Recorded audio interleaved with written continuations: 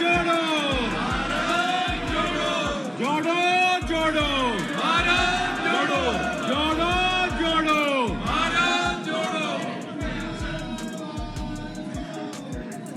Speaker sir, सबसे पहले मैं आपका धन्यवाद करना चाहता हूं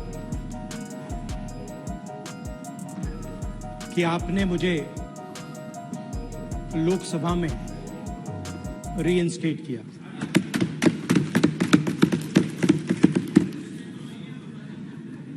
और पिछली बार जब मैं बोला तो शायद मैंने आपको थोड़ा कष्ट भी पहुंचाया, क्योंकि मैंने इतनी जोरों से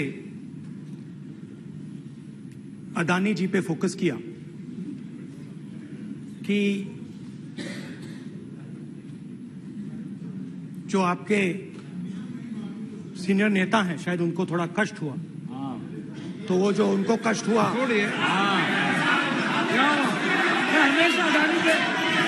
हमेशा अडानी पे अभी भी कष्ट हो रहा है। वो जो कष्ट हुआ, अभी भी कष्ट हो रहा है। विषय पे आइए, विषय पे। अभी भी कष्ट हो रहा है। ये देखिए, ये सारे ये मगर सुनिए ये है। तो वो जो कष्ट हुआ 1 2 3 4 5 उसका असर शायद आप पे भी थोड़ा हुआ। तो इसके लिए मैं आपसे माफी मांगता हूं, मगर मैंने सिर्फ सच्चाई रखी थी। मगर आज जो मेरे बीजेपी के मित्र हैं, आज आपको डरने की जरूरत नहीं है, क्योंकि आज जो मेरा भाषण है, डरो मत और आप डरो मत।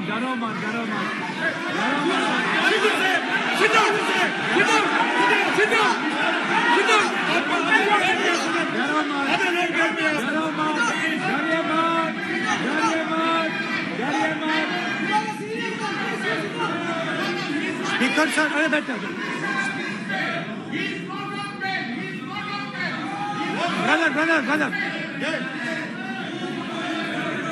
तो आज कोई घबराने की जरूरत नहीं है। आज मैं अपना भाषण, मेन जो भाषण है वो अदानी जी पे नहीं बोलने जा रहा हूं। आप छोड़िए, तो आप रिलैक्स कर सकते हैं, आप शांत रह सकते हैं, क्योंकि मेरा भाषण आज दूसरी डायरेक्शन में जा रहा है।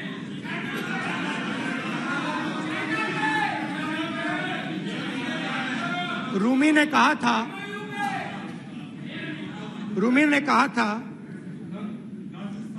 जो शब्द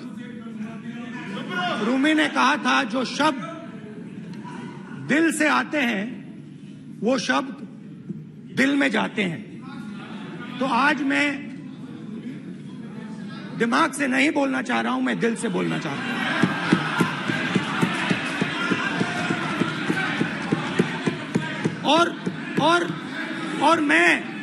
और मैं आज आप लोगों पर इतना आक्रमण नहीं करूंगा। मतलब एक दो गोले जरूर मारूंगा, मगर इतना नहीं मारूंगा। तो आप रिलैक्स कर सकते हैं। डरिए मत।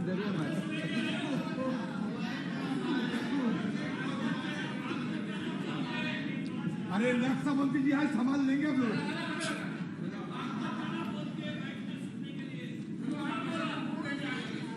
पिछले साल 130 दिन के लिए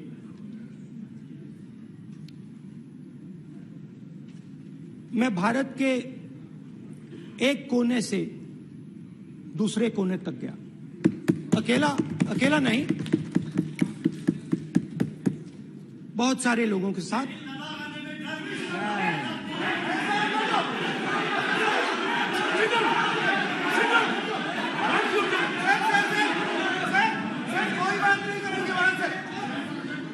सर ये हमारा टाइम खत्म करने का साजिश है इनका। प्रधानमंत्री बोलेंगे ऐसे ही बोलिए सर।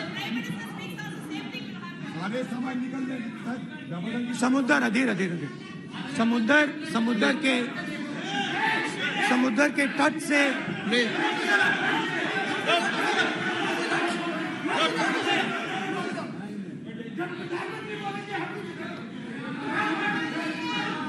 माननीय सदस्य प्लीज प्लीज ऐसे धमकाने का बात की मत बोलो यहाँ पे।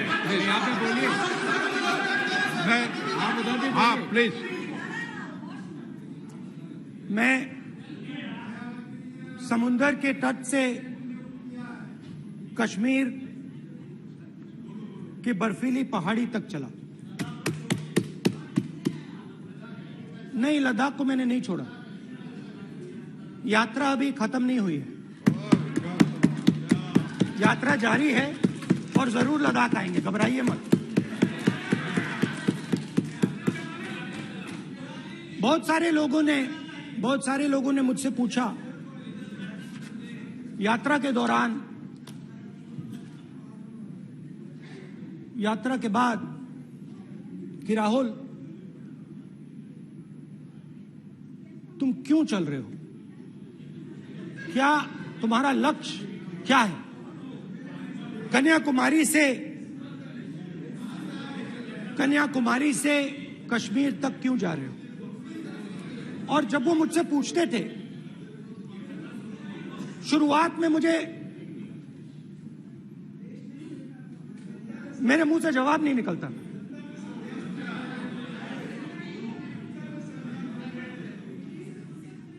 शायद मुझे ही नहीं मालूम था कि मैंने ये यात्रा क्यों शुरू की। जब मैं कन्याकुमारी से शुरू हुआ,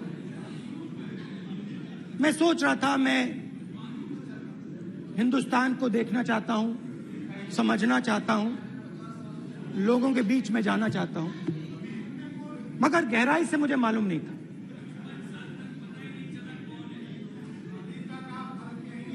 थोड़ी देर में मुझे बात समझ आने लगी।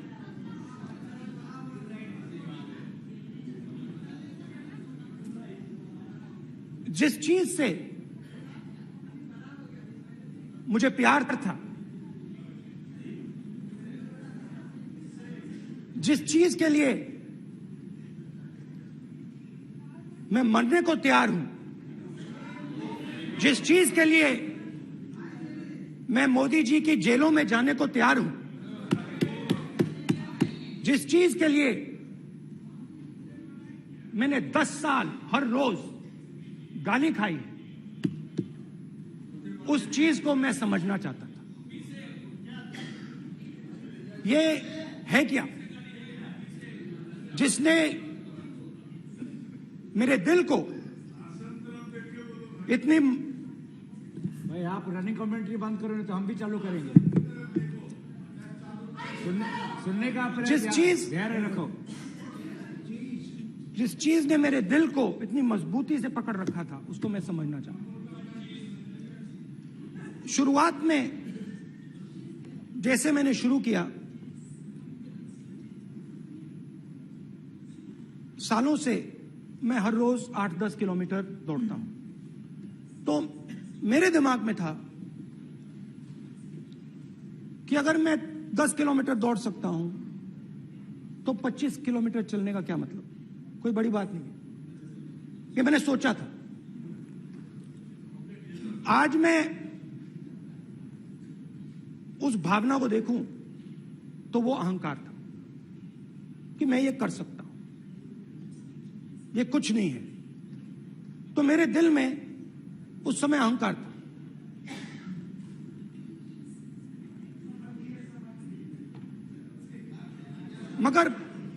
मगर भारत अहंकार को एकदम मिटा देता है, 1 सेकंड में मिटा देता है। तो हुआ क्या, 2-3 दिन में मेरे घुटने में दर्द शुरू हो गया। पुरानी इंजरी थी और जबरदस्त दर्द। हर रोज मैं उठूं और मेरे घुटने में दर्द, हर कदम में दर्द। तो पहले 2-3 दिनों में जो अहंकार था, जो मतलब भेड़िया जो निकला था, वो चींटी बन गई एकदम।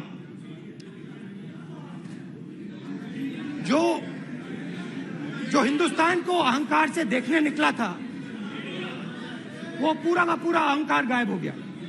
और रोज मैं डर डर के चलूं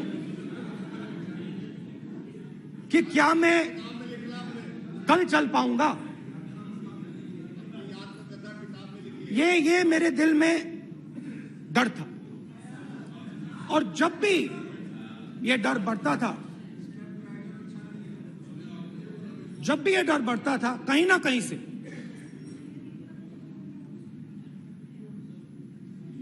कोई ना कोई शक्ति मेरी मदद कर देती।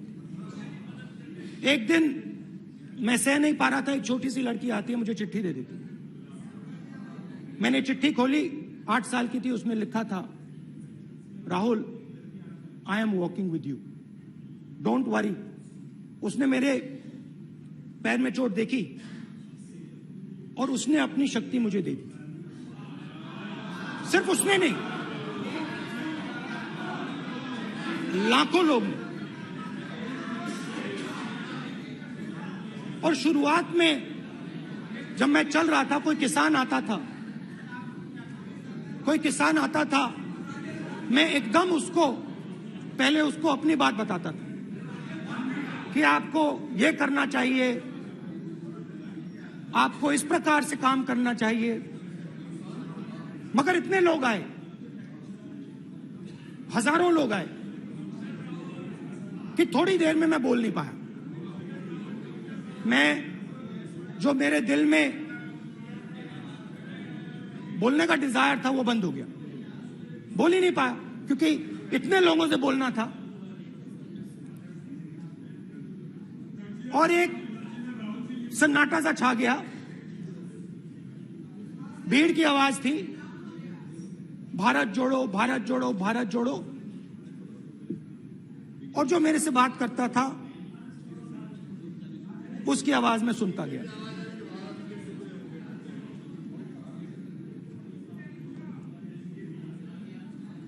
हर रोज सुबह 6 बजे से रात 7-8 बजे तक आम आदमी, गरीब, अमीर, बिजनेसमैन, किसान, मजदूर, सबकी आवाज।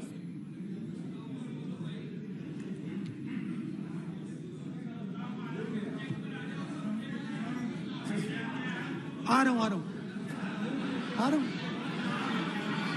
आप कल से रुके, अब थोड़ा और रुक लो, 5-10 मिनट रुक जाओ। तो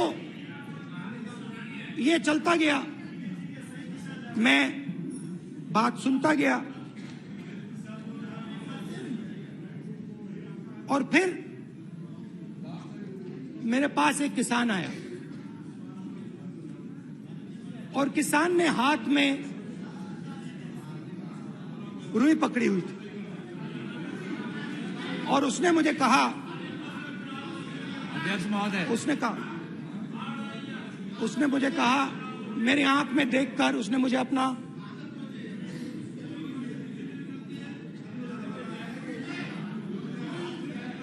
वो रुई का बंडल दिया और उसने कहा, राहुल जी, यही बचा है मेरे खेत का यही बचा है और कुछ बचा नहीं है। मैंने उससे, जो मैं नॉर्मली सवाल पूछता था, भैया आपको बीमा का पैसा मिला, वो पूछा। बीमा का पैसा मिला, वो पूछा। और किसान ने मेरा हाथ पकड़ा। किसान मुझे कहता है कि नहीं राहुल जी, मुझे बीमा का पैसा नहीं मिला, हिंदुस्तान के बड़े उद्योगपतियों ने वो मुझसे छीन लिया। मगर इस बार बड़ी अजीब सी चीज हुई। जब मैंने किसान को देखा और वो मुझसे बोल रहा था, तो जो उसके दिल में दर्द था वो मेरे दिल में आया। जो उसके आंखों में शर्म थी जब वो अपनी बीवी से बात करता था, वो शर्म मेरी आंखों में आई।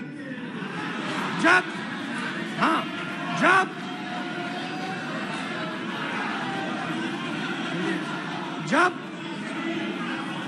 उसकी जो भूख थी वो मुझे समझ आई। और उसके बाद यात्रा बिल्कुल बदल गई। मुझे भीड़ की आवाज नहीं सुनाई देती थी, मुझे सिर्फ उस व्यक्ति की आवाज सुनाई देती थी जो मेरे साथ बात कर रहा था। उसका दर्द, उसकी चोट, उसका दुख, मेरा दुख, मेरी चोट, मेरा दर्द बन गया। समझने की कोशिश करो।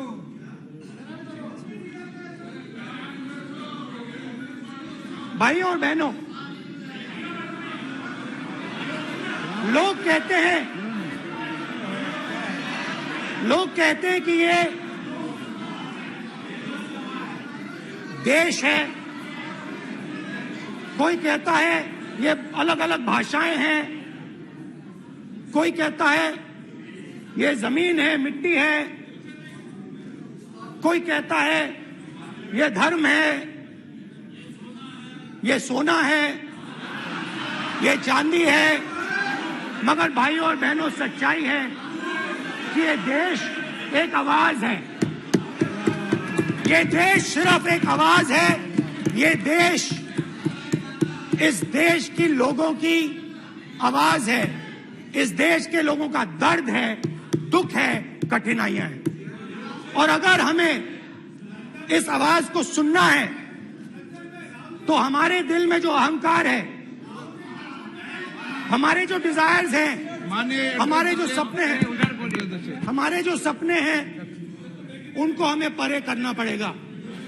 जब हम अपने सपनों को परे करते हैं तब हमें हिंदुस्तान की आवाज सुनाई देती है, तब तक हिंदुस्तान की आवाज हमें नहीं सुनाई देती।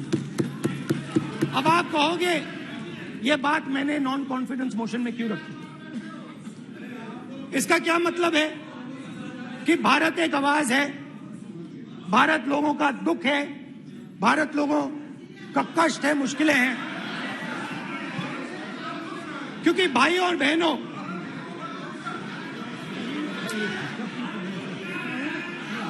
अध्यक्ष महोदय, और पूरा सूद समेत जवाब तुमको मिलेगा, फिर पूरा सूद समेत जवाब देंगे सर। फिर आप हमें मत रोकेगा सर। अध्यक्ष महोदय, फिर आप हमें मत रोकेगा सर। आप हमें मत रोकेगा, फिर आप हमें मत रोकेगा। आप हमें मत रोकेगा, फिर आप हमको मत रोकेगा सर। हम सब देख रहे हैं, सब सुन रहे हैं, आप हमको फिर मत रोकेगा। तो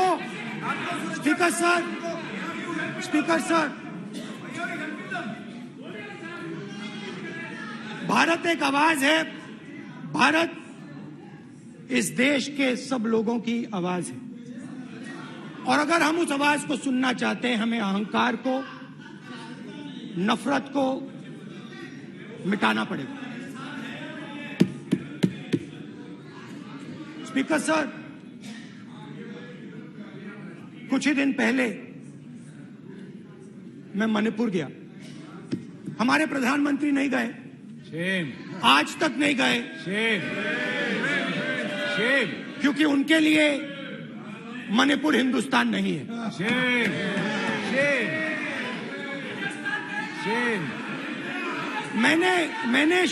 मैंने मणिपुर शब्द प्रयोग किया मगर आज की सच्चाई ये है कि मणिपुर नहीं बचा है। मणिपुर को आपने 2 भाग में कर दिया है। मणिपुर को आपने बांट दिया है, तोड़ दिया है। मैं मणिपुर में रिलीफ कैंप्स में गया। रिलीफ कैंप में आज जा रहा हूं।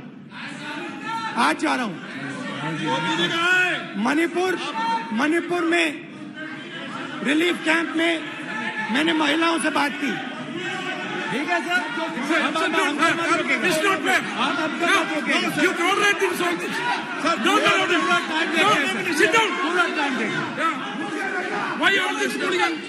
कल देखेंगे। बात नहीं करेंगे सर, प्रधानमंत्री की बात नहीं करेंगे सर ऐसे।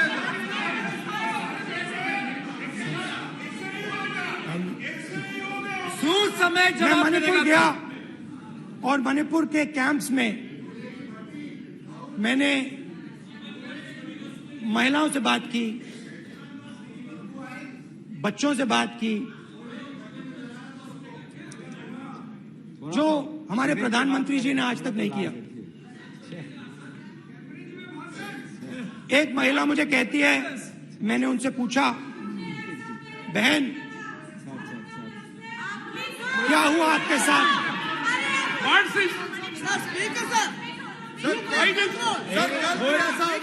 एक मंत्री बोल रहे हैं। कल आप बोले एक मंत्री खड़े होके बोल रहे हैं। एक मंत्री खड़े होके ऐसे कर रहे हैं। एक मंत्री खड़े होंगे तो पूरे सांसद खड़े होंगे यहाँ पे। पूरे सांसद खड़े होंगे यहाँ पे। बैठे नहीं है चुपचाप करिए। पूरे सब खड़े होंगे। पूरे सब खड़े होंगे। कांग्रेस पार्टी ने पूरा देश खड़ा होगा आपके खिलाफ। तो पूरा देश कल आपके खिलाफ खड़ा होगा। मैं बहुत सारी महिलाओं से बात किया, मगर मैं आपको 2 उदाहरण देना चाहता हूं। एक महिला मुझे कहती है, मैंने कहा क्या हुआ तुम्हारे साथ?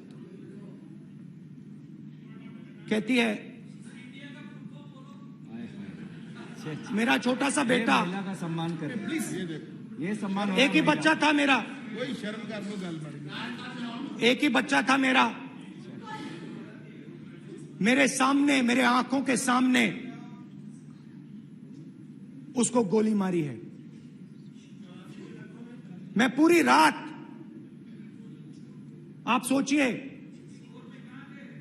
आप अपने बेटों के बारे में सोचिए, मैं पूरी रात उसकी लाश के साथ लेटी रही।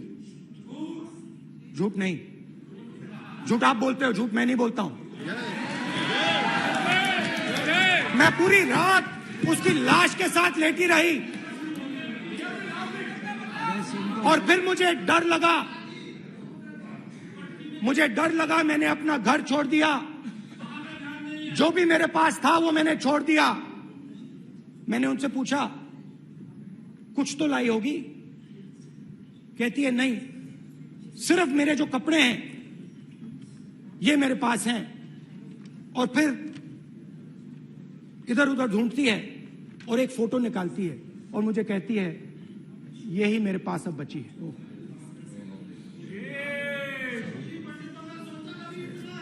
एक और उदाहरण, दूसरे कैंप में मैं, एक महिला मेरे सामने आती है, मैं उससे पूछता हूं, तुम्हारे साथ क्या हुआ? क्या हुआ तुम्हारे साथ? और जैसे ही मैंने ये सवाल पूछा,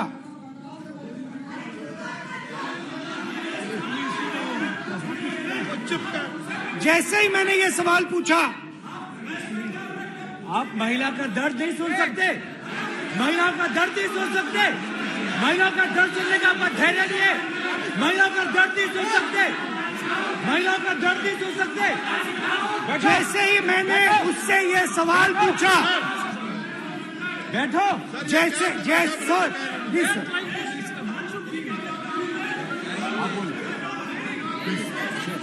शर्म करिए। जैसे ही मैंने उससे सवाल पूछा, तुम्हारे साथ क्या हुआ? नहीं है तेरे को। वैसे ही 1 सेकंड में वो कांपने लगी। उसने अपने दिमाग में वो दृश्य देखा और वो बेहोश हो गई। मेरे सामने कांपती हुई बेहोश हो गई। तो ये मैंने आपको सिर्फ 2 उदाहरण दिए हैं।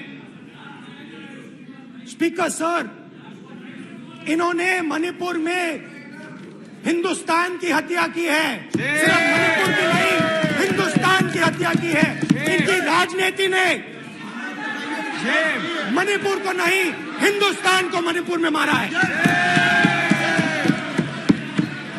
हिंदुस्तान को कत्ल किया है, हिंदुस्तान का मर्डर किया है मणिपुर में।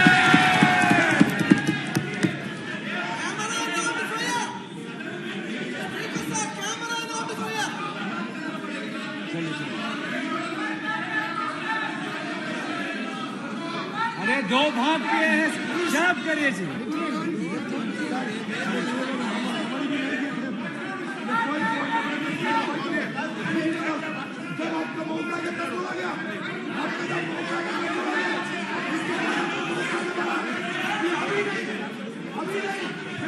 माननीय सभी सदस्यों से कहूंगा शांति रखें, प्लीज प्लीज। मणिपुर, हाँ क्या बोल रहे हैं? अब बोलिए। क्या बात है? सारा कांग्रेस पार्टी की वजह से जमा हुआ है।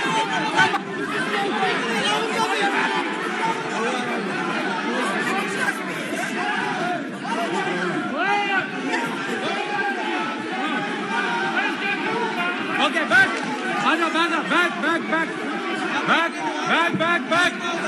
हेमंत, सबको पीछे ले आओ। बैक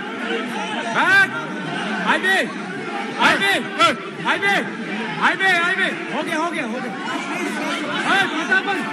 प्रतापन हो गया। आप भाषण नहीं सुनना चाहते हैं? आप भाषण नहीं सुनना चाहते?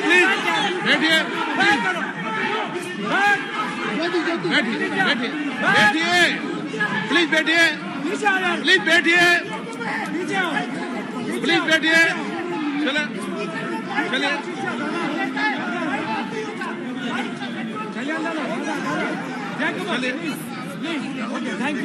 Thank you.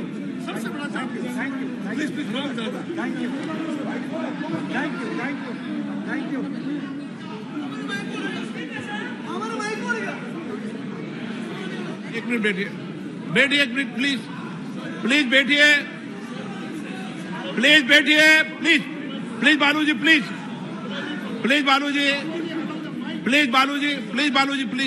एक मिनट प्लीज बैठिए। माननीय सदस्यगण, नहीं सकता।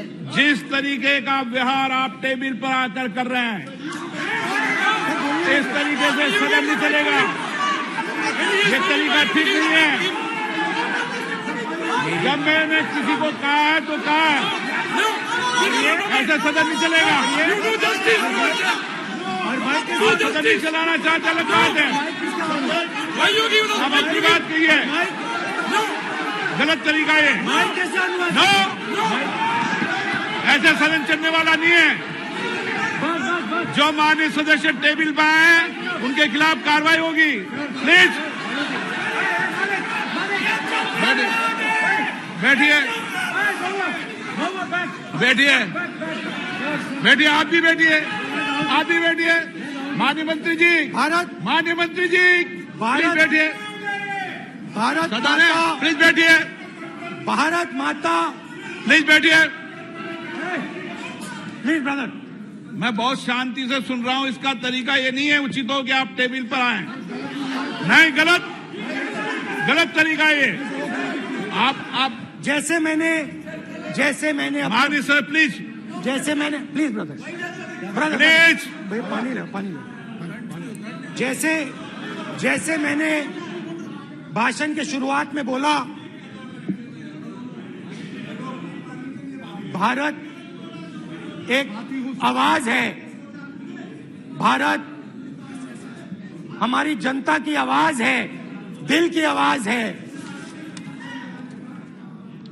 उस आवाज की हत्या आपने मणिपुर में की। इसका मतलब भारत माता की हत्या आपने मणिपुर में की।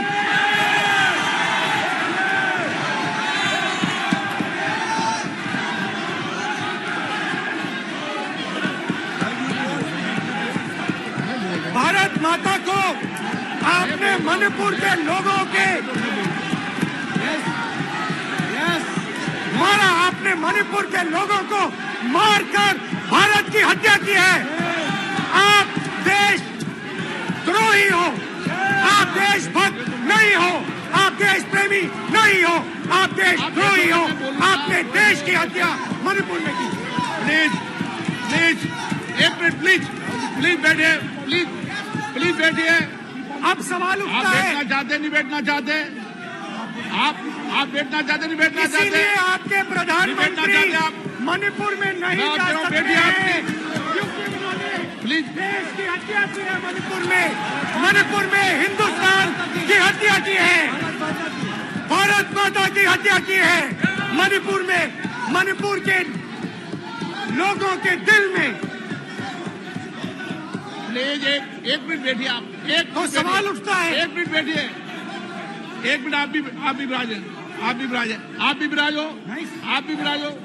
आप बैठिए सही, नहीं बैठिए रहने दो आप बैठिए आप, प्लीज बैठिए आप, प्लीज।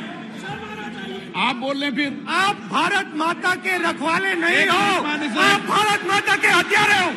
प्लीज माननीय सदस्य, प्लीज माननीय सदस्य, प्लीज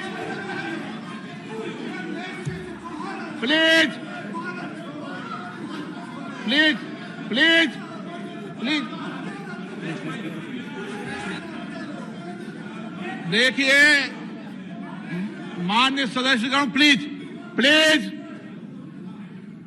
माननीय सदस्यगण, भारत माँ हमारी माँ है। हमें सदन में बोलते समय संयम बरतना चाहिए। मेरा अपनी माँ की हत्या की बात कर रहा हूँ। मैं मणिपुर में अपनी माँ की हत्या की बात कर रहा हूँ। मैं आदर से बोल रहा हूँ। आपने मेरी माँ की हत्या की मणिपुर में। एक मेरी माँ यहाँ बैठी है, दूसरी माँ को आपने मणिपुर में मारा है।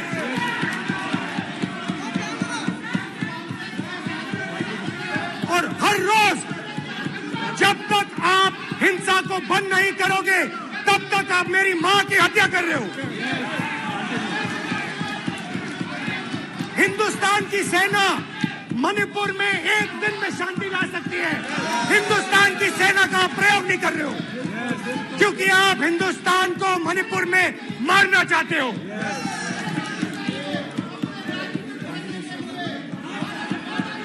तो अगर नरेंद्र मोदी जी हिंदुस्तान की आवाज नहीं सुनते हैं, अगर हिंदुस्तान के दिल की आवाज नहीं सुनते हैं, तो किसकी आवाज सुनते हैं? दो